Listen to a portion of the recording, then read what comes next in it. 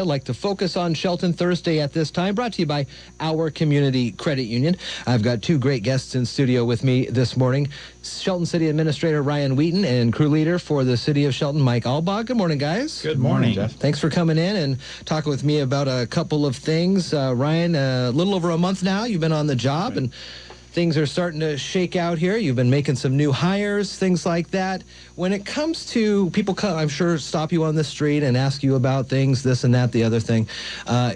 You want to make sure everybody gets their FaceTime and have some input on what's going on with the city. But when you get back to the actual city hall and you're talking with the other folks, how do you determine priorities?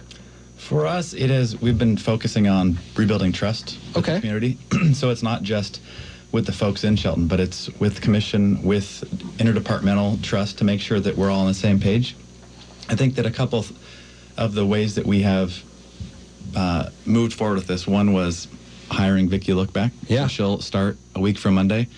And in our conversations over the last month that had at first nothing to do with her coming on board, just about the city of Shelton, her ability to navigate through the way things get done at the city, that's something that you can't buy. Her experience and her institutional knowledge of bringing her back, I think, brings quite a bit of trust back to our team. Okay. The other thing we've done recently is I've heard from a lot of folks that information from finance has been an issue with folks around town. So last week we actually put up an electronic version of all of our budgets from 2010 through 2016. Wow. So if folks go onto our website now, they can take a look at expenditure and revenue budgets. Those are there.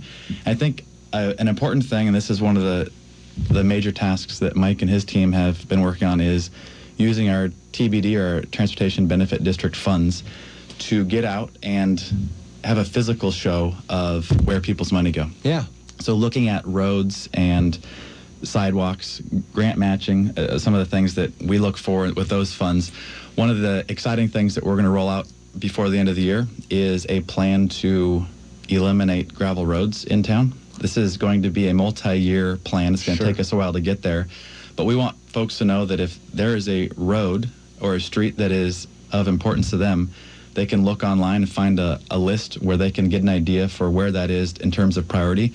It won't be set in stone, but we want people to know that we do have priorities set back at the city, and we want people to know what the time frame is for us to get those things done. Do you have an idea, maybe Mike, about how many gravel roads there are still in the city of Shelton? There's quite a few still. I mean, as far as mileage-wise, I'd have to look on that. But, yeah, and we try to maintain as much as we can with a grader. But, I mean, asphalt would be nice. I bet it no doubt would. about it, yeah. Mike, crew leader, and we talked about it just before you got on. It was with streets, stormwater and sewers. Okay. Yeah. So you're out there. You're now kind of the face of what people are seeing, the benefits of this Transportation Benefit District. You've been working hard on Brockdale Road, I know. There's been some tree clearing as well. Where are we at with those kind of things? One thing with that Brockdale, I want to get out there right now, there's going to be a road closure on Brockdale. Okay. On the 19th. That's this Monday from 7:30 to 4. Just a heads up. Wow, okay. Yeah, so we'll get that out there. Yeah.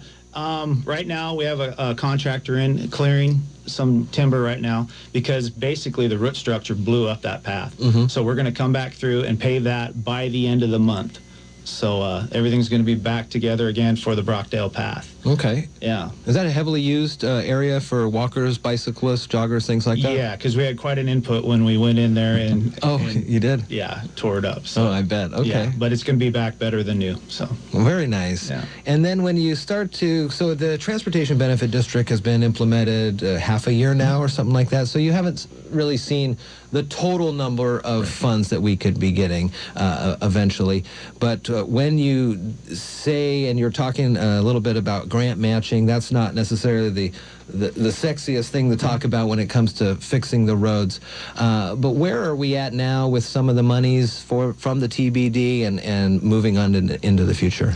We're expecting to see about $270,000 this year. So maybe a little over half the year is taking those funds. Okay. And I know Mike and his crew, they have done a very good job of spending that money as it comes in.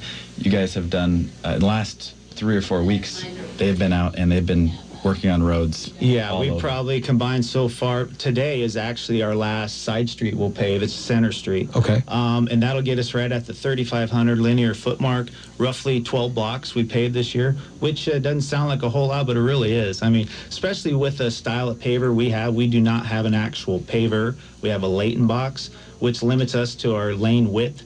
So we were able to accomplish, especially with the crew we have. I mean, very talented crew underneath me, and Craig directs us well. So, yeah, we're pretty proud of what we do. Traditionally, I know the funds have been limited to kind of help pave some of these streetways and things like that.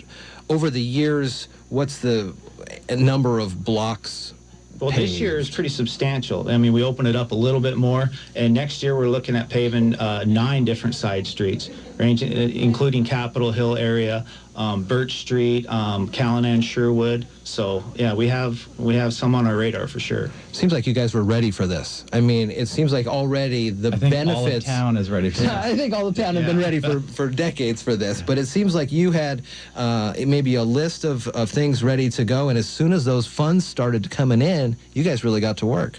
We did. Definitely. And that list, along with the gravel road list, we'll put that list online as well. So we'll let you know when it's up, but in the next few months we'll get to work on it, make sure that it's very clear so that folks know that we're not just going to sit back and wait for something to happen, that Sure. we're going to plan for it in the next few years. Very We're nice. prepared. Good stuff. And again, road closure there on it's Brockdale Road, kind of where you guys have been working already. Yeah, it'll be the Johns Prairie intersection to the Island Lake intersection.